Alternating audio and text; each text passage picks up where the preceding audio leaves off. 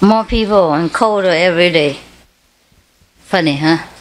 I thought you're going, there must be less and less people every day. How come more and more people every day? Cannot believe it. What's wrong? Huh? Where do you come from? You're not going? You did not go yesterday? Some? Only some? Not too many, right? I feel like I owe you something every day, huh? 好像欠他们什么东西。Are you okay? Yeah. Cold? No. Not cold? Yes or no? No. Not cold. I hear yes and no, so make up your mind, yes or no? Maybe. The man say no, the woman say maybe. Oh gosh.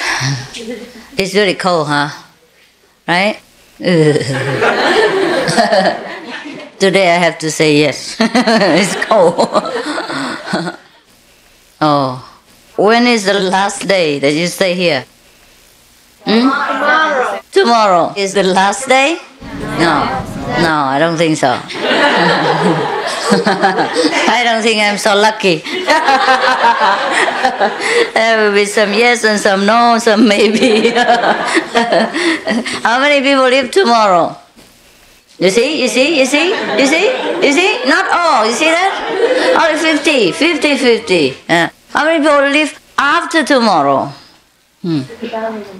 How many people don't live at all? Never want to live. Okay, I cannot win. Huh? Oh, that's the trouble with the disciples.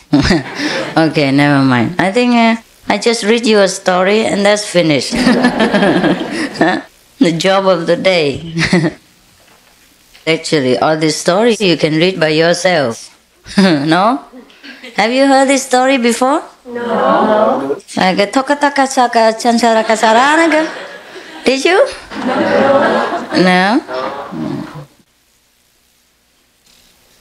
So many stories. I don't know what story to read to you. All stories are good. From India.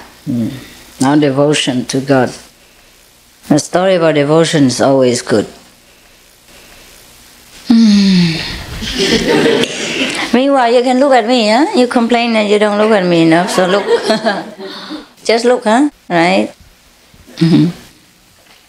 Okay, it doesn't matter, huh? I think I'll read this one, huh? There are many similar stories anyhow.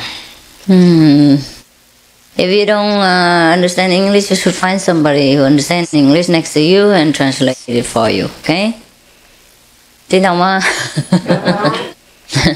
Find an English person to blah blah into your ears. Not into my ears. Then I don't know whether he said it wrong or right. I will not lose my inspiration. Okay. This is the story of how good it is to be charitable. You know, the benefit of charity. You know what charity is, right? Yes. Right. Charity, it means every day you cook something and then offer to yourself. Because God is within you. So if you offer to God, means you offer to yourself. Okay? Is that right? Yes. Now, at the foot of the Gadamadana Palaya mountain, Indian, you know, where everything is adadadana, just like how you say, Japanese, everything kono koko. Now, at the foot of the Gandamadana Chamalaka mountain, I read wrong every time, different mountain every time. The same mountain, okay? Same like the first time. There lived an old woman. You know what an old woman is? Yeah? If you don't know, look at me.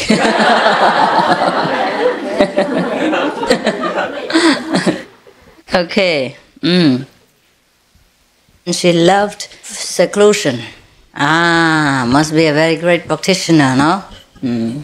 Seclusion. What you know what seclusion is? Huh? No, you don't. Now you're living in seclusion. For example, you came from America, Korea, come here to stay here with yourself. Okay, and you don't go out shopping or find boyfriends, girlfriends, things like that, and you don't talk to outside people. You stay here in this environment, far away from everybody, huh? And you meditate every day. And you seclude your mind within yourself in order to find your power, your greatness, your peace. That is seclusion. Yeah. So I don't know what kind of seclusion this is. Let's see, huh? Normally seclusion means like that, okay? But not the prisoner who is locked up within his cell, okay? Anyhow, seclusion. This woman, she loved seclusion. Most people, when they love seclusion, it means they want to be one with God. They want to be alone so that they can think of God, they can meditate on God, they can remember God, they can love God, they can see God, they can hear God, they can talk to God, they can listen to God, they can eat with God, sleep with God, walk with God, sleep with God, etc. Okay? Now, that is a true seclusion. Yeah? But this woman is not this case. She was the worst of all the misses in the country. It means she's very stingy. Miser, huh? Right? Miser. Oh, sorry. Only one S here. Misers in the country. Oh, she's a mice. Oh, no. A mouse. A mouse never gives anything to anybody. Perhaps that's where the word miser come from, right? Only one S here. If two more S's, then would be better, huh? It becomes Mrs., huh? Like me, huh? Now, she was the worst miser in the country. In India, of course, not in America. Maybe they're worse than that in America, I don't know. Don't tell them. Okay. Maybe, I always say maybe, okay? Maybe. In case I offend your national pride. She lived alone in seclusion just because she didn't like to share her possessions, her food, with other people. I was thinking. I was having an illusion. I thought she's living there alone because she wanted to think of God and meditate like you. Like you, the saints in Melly. But no. Charity was unknown to her. She knows nothing about charity. She did not part with even one grain of rice for the Cambodian people.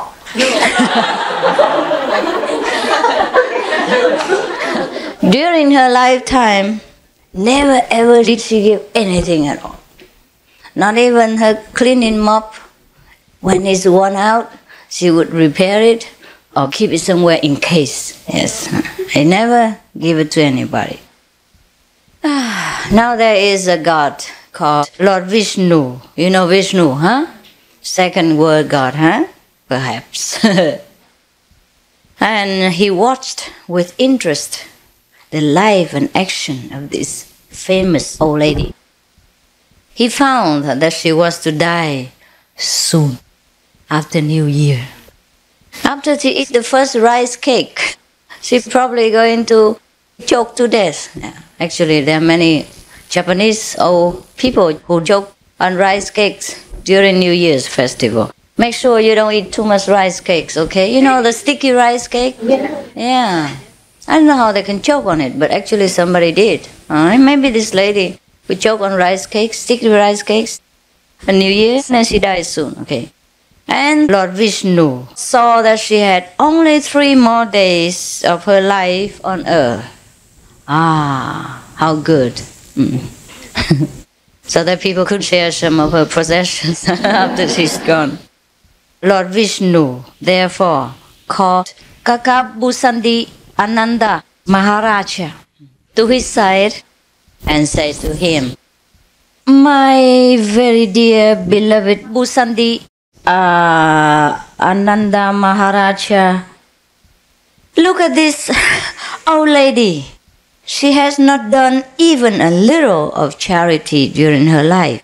She has been miserly all throughout her entire existence. You go and try to snatch something from her at least today, because tomorrow she has to die."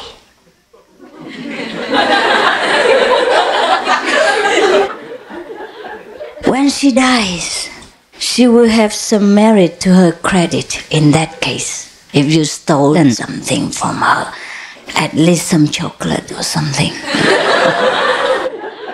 Or maybe popcorn. Kakabusandi Ananda Maharaja nodded. Okay. In the modern language, okay. Oh, I begin to get hot. Because I have a heater hidden here. Not that I have magical power. And he took the form of a crow and sat on a tree near the house of Kachani. Kachani is the old woman's name. Okay. It was the time when she was washing a handful of black gram soaked in water for cooking her food. Now Busandi decided to snatch away a bigful of it. Gram, right? What is that? I don't even know what that is. Maybe rice, huh? Maybe. Okay, let's change it into rice to make it, to make it more easy. Okay, now he wanted to snatch a bigful of rice, okay, from the old lady, the stingy old lady. And suddenly, in one leap, he flew near the vessel and took a mouthful of grain with lightning speed. But the alert old woman grabbed him with a greater speed still. Grab him by the neck like this. She wrung his neck. Yuck.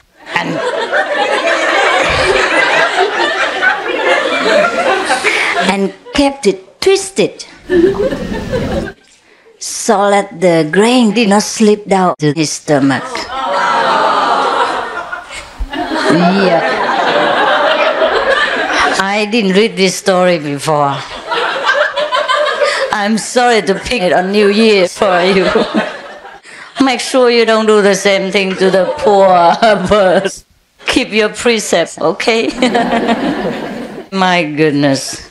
Meanwhile, with her other hand, she parted the beak, right? The beak of the bird, and squeezed out, took out to the last grain from the throat of the struggling crow. Oh. Really, she deserves an award from us, huh? Right? The most miserly woman in the world, right? In history.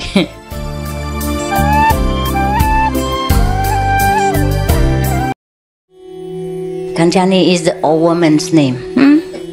Okay. It was the time when she was washing a handful of black gram soaked in water for cooking her food. Now Busandi decided to snatch away a bigful of it.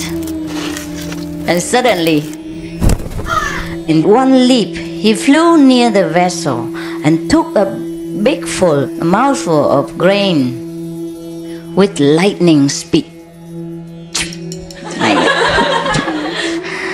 But the alert old woman grabbed him with a greater speed still.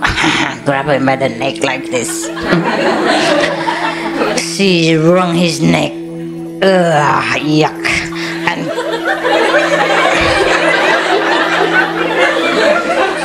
And kept it twisted so that the grain did not slip down to his stomach. Yeah. Meanwhile, with her other hand, she parted the beak, right? The beak of the bird, and squeezed out, I'll say, took out the grain to the last grain from the throat of the struggling crow. Oh. Really, she deserved the award from us, huh? The most miserly woman in the world, right? In history.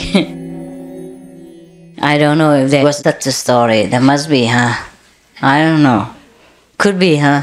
Some people are so thoughtless, I'll say, arrogant and stingy and stupid, cruel, cold-blooded.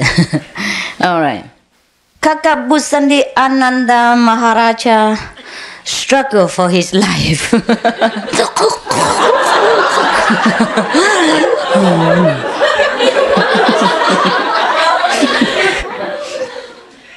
At last, he was let free after she thought all the grain had been, I'll say, poked out by her. He flew to Lord Vishnu and fell at his feet. Half dead. Lord Vishnu questioned him as to what had happened after he left him. Busandi Aganan, no, never mind, call him Busandi. Spell his last long name. Gasped out the whole story. Pantingly, and said, "Oh Lord, oh my God, God Almighty, Jesus Christ." I was almost strangled to death. I could not succeed in my mission. I'm very sorry. But I could not get even a grain of food from that wretched old woman. Then the Lord Vishnu said, "Oh, Busandi, do not say so. Come, let me examine your mouth."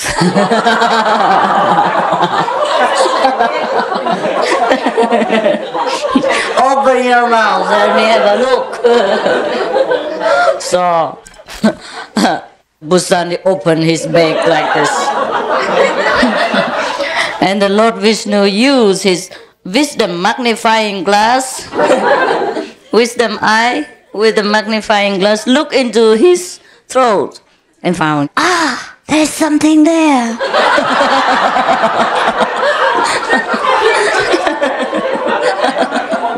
What is it? Let me see what it is. I don't even know what it is. Oh, let's see what it is. It must be something, because this is a story, like movies. There must be something. Otherwise, it could not continue. There must be something. Where is it? Where is it now? Okay. He saw a little bit of husk. The husk, yeah? Maybe the outer, the outer skin shell of the grain, right? Of the rice or whatever that was. Sticking to his palate. Thanks God. At least he has not wasted his time and struggled for nothing. Look, Busandi, there's a small bit of husk sticking to your palate. I'm satisfied. The Lord Vishnu say, "Oh, the Lord is easy to satisfy." If we knew that, we wouldn't have to meditate so long every day. Tell him we just put our bottom on the cushion, that would be fine. Better than nothing, since he's so satisfied with even a piece of husk. Huh? Okay, so now, the old lady has earned some merit.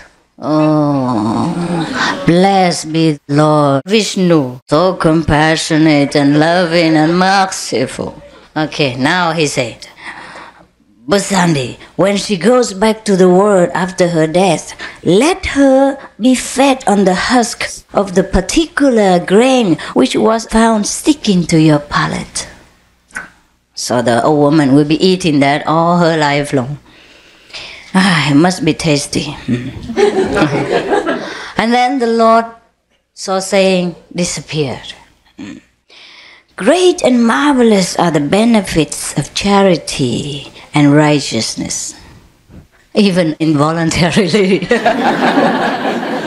Infinite and overwhelming is the love and compassion of Lord Vishnu. Such is the mysterious potency of even the least act of kindness and charity. Probably she didn't want to take it out because she knew it was useless. There was not much there, you know. Okay, let him have the little husk. That the fruit of it will cling to you and save you in your life beyond. The Lord Vishnu himself, in his great love, creates opportunities for the redemption and deification of the sinning human. Man has to grasp such opportunities as veritably God-sent. When the old woman, who didn't know meritorious act, was ordained to get bread made of husk, what would be the result of your hundreds of meritorious acts of feeding the poor, clothing the naked, relieving the distress of others, and comforting the sorrowful? Understand? Yes. Even if she had just let a little bit of her stick in there, all her life she will be eating bread made out of it. So at least she has a lot of things. And if we give people a lot more things, how much would we have? That is the conclusion. That's the meaning of it. Okay. Never mind. We don't have to say further. Everybody knows already. I often told you helping others is helping yourself. It's a pity that not many people in the world know this. That's why in the last few days, New Year's Day, we made an award ceremony. So to remind the people of this country and of the world of the noble action of charity. Because only by being charitable and loving can one rescue oneself from misery in the later life to come. If one has not met a master to be liberated in one lifetime, one must be reborn again. And it is better to be reborn in a plentiful environment with not so much suffering, like lacking of comfort, like food, clothing, house, shelter, and every other necessity of life. And therefore, I encourage other people to practice charity, not because I need them to help me to help others, but it is for themselves because they need it. Because they never know whether next life they have enough merit to live such a comfortable life again, like they do in Taiwan now. So it's better they continue to sow the good deeds. That is if they don't see any master. When one sees the master, whether one does good deeds or no good deeds, one still practices meditation and the merit is enough to liberate you. We don't have to come back again to enjoy a good or bad life, so no problem. Capish?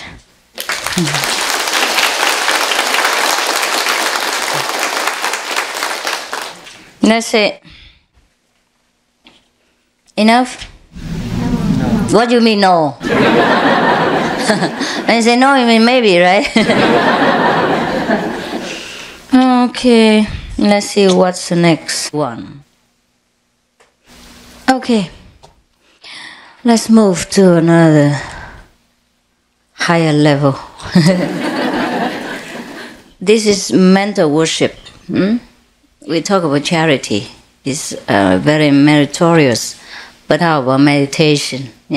How about prayers? How about mental worshiping the Lord instead of doing charity? Or together with charity, okay? Mental worship means a devotee, a follower, doesn't use any external objects such as flowers, incense, drums, gongs, or statues, food offerings, etc. to worship. Now, Arjuna, you remember Arjuna? The devotee of Lord Krishna. It is recounted in the Bhagavad Gita. You know, huh? Okay. Arjuna was very fond of doing long and ostentatious external worship of God. He had a spacious worship room lit up with countless lights. He used gold and silver vessels. He spent several hours in ceremony and worshipped Lord Shiva. He would sit for many hours and throw cartloads of flowers, like our car, busloads of flowers at the image of Lord Shiva. You know Lord Shiva? Yeah, one of the Hindu gods, Brahma, Vishnu, and Shiva. Shiva is supposed to be the Lord of destruction. Actually, he destroys evil. He doesn't destroy good people. Okay, destroyer doesn't mean destroying a good creation. It destroys only evil. Okay, now there was a brother of Arjuna called Bhima. He never sat to do any worship. He never went to the temple. He always goes to Meli.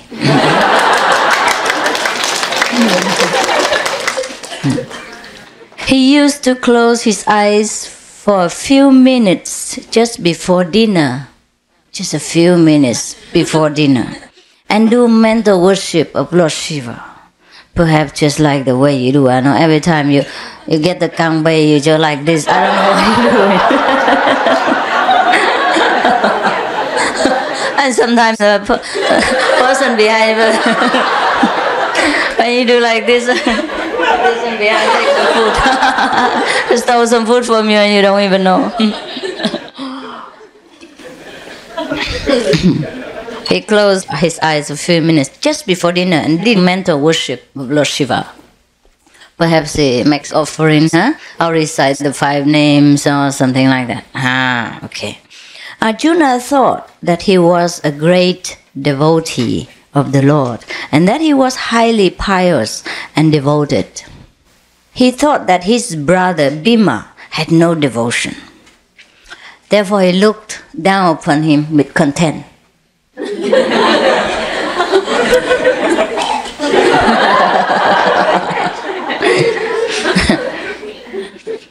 Lord Krishna found out the attitude of Arjuna and wanted to teach him a good lesson and bring him to his senses. He proposed to Arjuna to take a trip to Mount Kailas, the abode of Lord Shiva. You know where Mount Kailas is? I also don't know. I heard that it is in Tibet or somewhere in the Himalayas, one of the holiest mountains.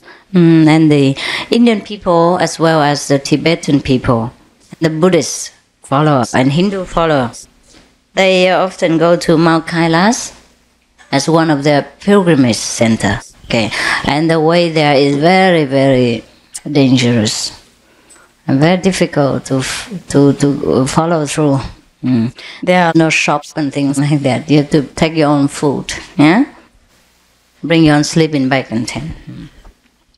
If you can survive the weather, then you can come back. Otherwise, goodbye. Sayonara. Okay, Arjuna did not suspect anything, so he gladly consented to the proposal of Sri Krishna. They both started on the journey. What a good master, huh?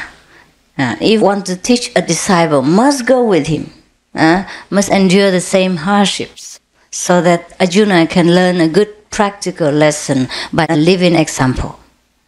Such a good master is he. If it were me, I say, you go alone. I stay here and pray for you. I will ask the inner master to protect you. Because in the old days, the master of any degree did not have so many disciples. I don't think they could have many disciples because of the communication and transportation problems. Also, they tested the disciples long before they accepted and things like that. Also, it was not easy to organize everything in such a big scale like today. Besides, even today, not any master can have many disciples, right? Anytime, for example, we make a lecture, many thousands of people come, only a few hundred stay. And then after that, fewer left behind to continue the practice, right? Anything can tempt them to go away. Meet, women, money, family, influence, friends, society, anything, old habits. Drag them back to their older habits.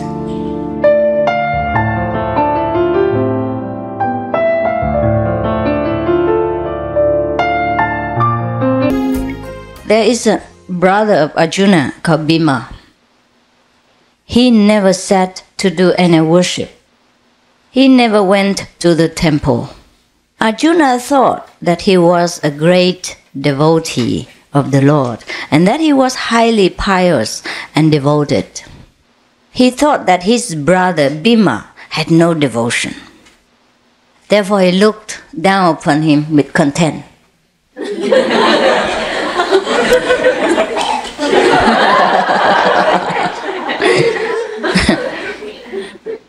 Lord Krishna found out the attitude of Arjuna and wanted to teach him a good lesson and bring him to his senses.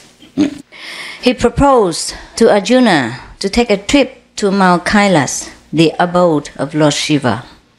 Arjuna did not suspect anything, so he gladly consented to the proposal of Sri Krishna.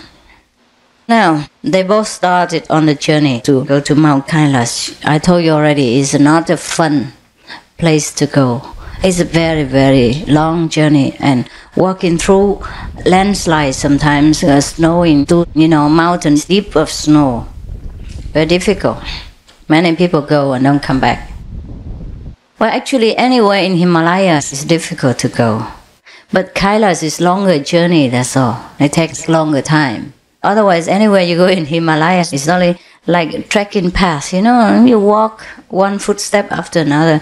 The path is sometimes very narrow and dangerous, wet and snow and cold, and you don't have anything. Sometimes it's difficult to make a fire in such a high altitude, because the atmosphere is different. The fire is difficult to start, and then when it starts, it's difficult to boil. That's why most of the time I ate raw food. Yeah, whatever I found, I just eat. No need to cook. Takes too long. Sometimes it doesn't cook. Takes 1 day. Okay.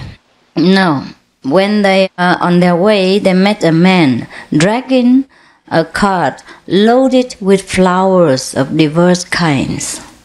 Arjuna asked the man where he was taking the flowers to, but the man kept silent, as he was very much absorbed in his work, very concentrated. Not like you when you sit in meditation. Is Master around? Is she coming yet? It's 6 o'clock already, why hasn't she come?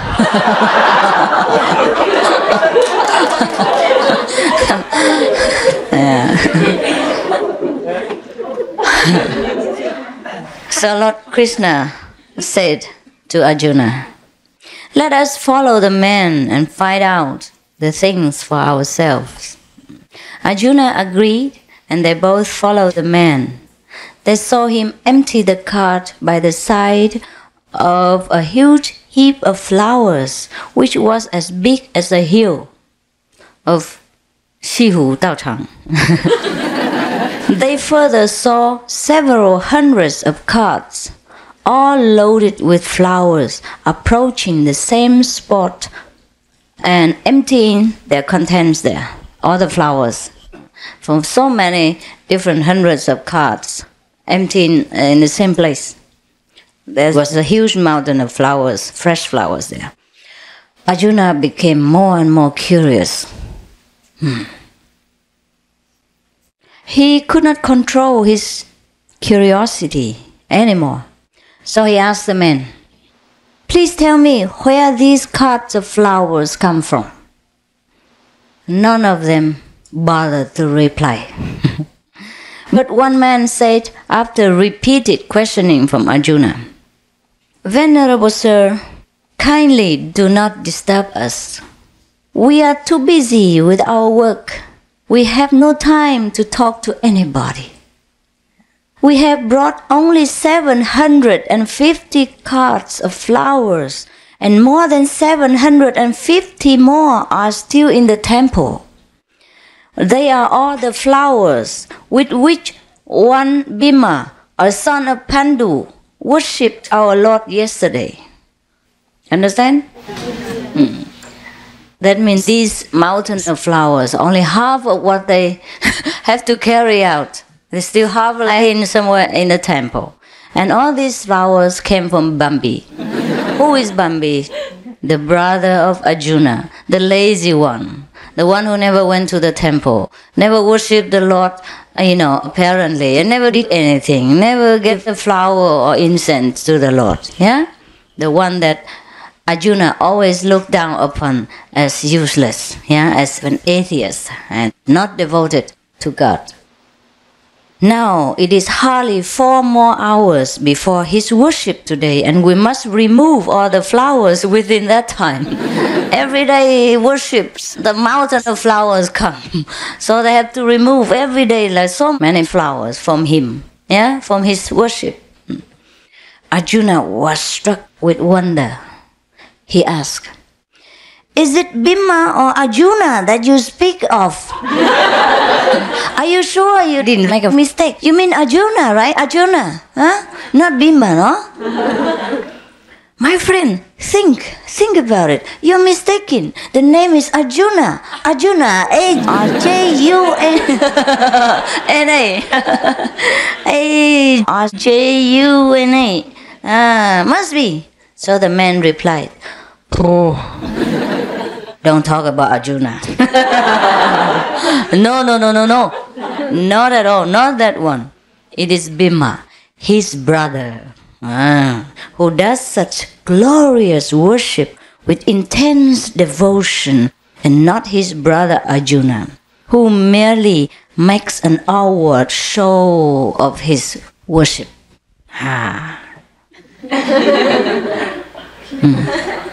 Just then another man came with a basket of flowers. A basket. Small one that I put candy and cakes for you yesterday? A man came with such a small basket of flowers. Lord Krishna asked that man on purpose. Not that he didn't know, He pretended not to know. The Lord Krishna. You think he didn't know that he had to ask the man, "My friend, whose offering are these flowers?" Of course, you know the answer. The man said, "They were offered yesterday by an ostentatious man who lives on earth. His name is Arjuna." And he makes a display of his worship without any real love and devotion. Therefore, one basket of flowers, and talks so much about it. Arjuna lowered his head in shame and said to the Lord, "Oh Krishna, 请害我上师."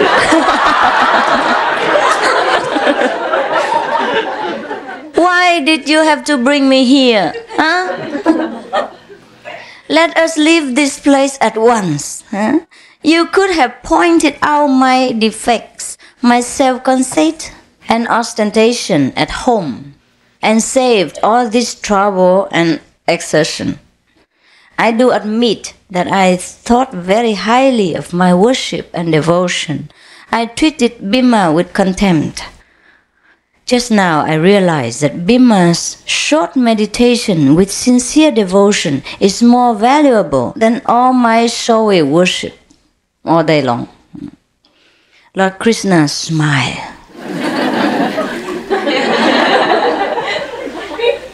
and kept silent. Now you know what it is. Huh? There is a lot of commentary down there, but I think you know already. Okay? Make your own comments. Huh? All right? You happy? Yeah. Good, huh?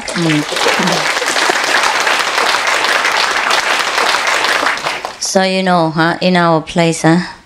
In our non-temple temple, huh? We don't bother with flowers and incense or drums and gongs or anything. We just bother with sincerity and inner devotion. That's why I tell you to concentrate and meditate. Huh? No need for outer performance so much. No need to even bow to me or bow to any Buddha. If you see him inside, see the Buddha inside, you may bow to the Buddhas if you want to. But the Buddhas do not expect these things. They expect that you are devoted to yourself so that you can find your Buddha nature and become Buddha or become one with God. Find your own glorious nature and be of help to yourself and many other beings. And that is what the Buddha expects from us, right? Sometimes we have flowers, you can see, huh? No high heels today, so difficult to see the master. Now, sometimes we have the flowers too, you can see, huh? It's for decoration when we have a grand occasion, right? Just to please the eyes of every living Buddha in the hall. Otherwise, we don't even have a hall, right? Okay, these are places that we repair after. You can see all the mud walls, broken mud walls still there for souvenirs. Before, the little chicken people used to run around here. And now the little Buddha still run. Both have Buddha nature anyhow.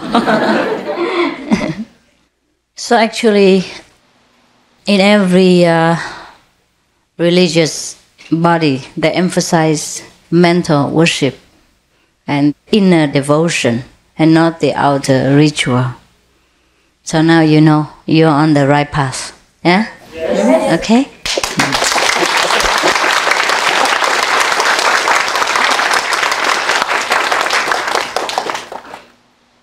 Any questions?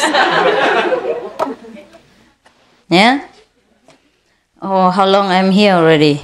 1 hour? No? Time flies, huh? Okay. No need to take too long, you know? Look at your marriage and you know what happens. No need to stay together too long and bug each other. Huh? Yes, the diamond is small, therefore it's precious. Okay? Human life is short, that's why it's valuable. Fancy if we stay so long in this world, what will we do? Huh? Then every day I have to tell stories. for numerous years. Huh? And then what to do? Huh? Then we never finish with our work, and then we never could leave this world, and then we will never become Buddha. Okay, so let it be, whatever it is, okay? Quality is more important, but make sure you eat enough food. Okay? All right. So I meditate with you for a while, huh? And then, are you ready to meditate? Yeah. I told her to come down and tell you to gather together because I will come down. But she, when I phoned, she said, they already gathered before I came down. I said, what? It's only about after 5 o'clock. She said, yes, they're ready. I said, do I owe them anything? And then every time they have to come at the same hour and want something. Anyhow, I try to put myself in a good mood and come down with a smile. I keep telling myself, keep smiling, whatever happens, just keep smiling.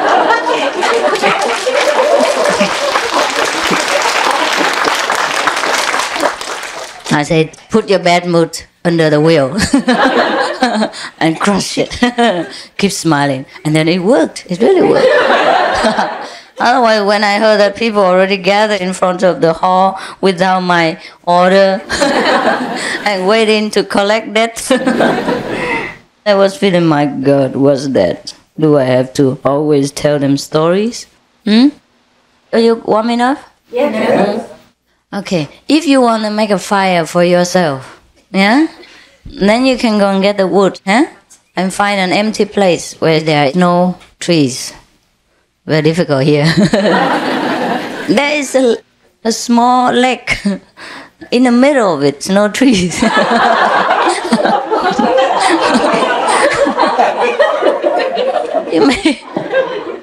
You may waddle to the middle and sit together on top of the water and make a fire. This will be fun, huh? Anyhow, I heard that many of you have miracle power. You can walk on water, sit on water, lie on water. No? Yeah? You do it every day. You lie, sit, stand, walk on troubled water. And you don't know. Make sure that your troubled water becomes no trouble. Alright? To live in this world is a kind of magic power. We walk on water every day. Troubled water. We walk, sleep, eat, function on top of troubled water. This world is like a troubled water lake. And everyone needs kind of struggle to float on top. Otherwise we will sink. Now the meditation will help you not just keeping your head above the water, but keeping the whole body on top and healthy, happy, and not cold, not wet. So meditate, huh? Okay? Yes. The monks also can meditate there, yeah? And when I leave, you leave, okay? I don't say it anymore, understand? But actually, I don't need to speak in English. You all understand me. You want me to demonstrate? Zen doesn't need language, they say. You want it? You want me to demonstrate that you can understand me without language? Yes. Okay, look here. If you understand, you say yes, all right? Yes.